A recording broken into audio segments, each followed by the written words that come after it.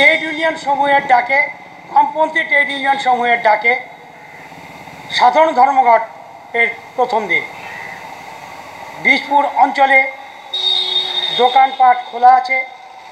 তা সত্ত্বেও তৃণমূল দলের বিরুদ্ধে অভিযোগ উঠেছে। বামপন্থী দলরা পিকেটিংয়ে নামলে, অবরোধে নামলে পরে সেখানে নাকি সাংবাদিক ওপরে হামলা হয়েছে, এমন একটি খবর পাওয়া গিয়েছে। এই বন্ধটি মূলত বিজেপি সরকারের বিরুদ্ধে, কেন্দ্রীয় সরকারের বিরুদ্ধে। তাতেও কেন তৃণমূল দল এই ধর্মঘটের বিরোধিতা করছে সে ব্যাপারে আমরা জানতে চাইছি যুব কনভেনার সুজিত দাসের কাছে। তিনি কি বলছেন শুনুন। দেখুন, মানুষ ধর্মঘট চায় না। এখন আপনি বলছেন যে তৃণমূলরা মেরেছে, একটা যদি প্রমাণ দেখাতে পারেন আমরা তখনই সেই তার ব্যবস্থা নেব। তৃণমূল একদম একটা সুশৃঙ্খল দল, এরা কখনো বিশৃঙ্খলা যায় না। আর সিপিএম ধর্মঘট করছে, জনগণ প্রতিরোধ করেছে।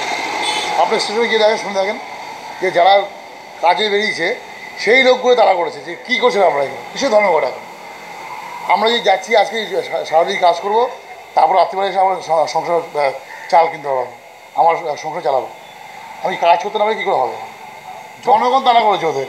তৃণমূল কখনো কাউকে মারে না। না, তৃণমূল দল হিসাবে, নেতা হিসাবে তো দলীয় নেতৃত্ব তো ময়দানে নেমেছিল এই বন্ধের বিরোধিতা করতে। আজকে সকালে আমরা দেখেছি। না, বিরোধী না, আমরা গেছিলাম জানার জন্য।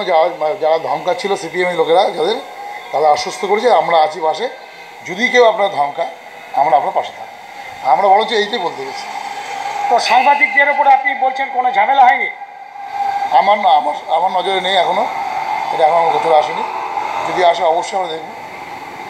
তো আপনারা শুনলেন যুবনেতা, যুব কনভেনার সুজিত দাস কী বলছেন এই ধর্মঘটের পরিপ্রেক্ষিতে, সেটি আপনাদের কাছে আমরা রাখলাম।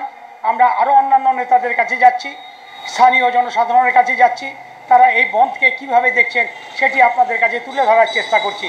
আগামীকালও ধর্মঘট হওয়ার কথা আছে, এটি এখন কি পর্যায়ে আছে সেটি আপনাদের দেখানোর চেষ্টা করছি। আপনারা aptakhabor.com দেখুন, লাইক করুন, শেয়ার করুন।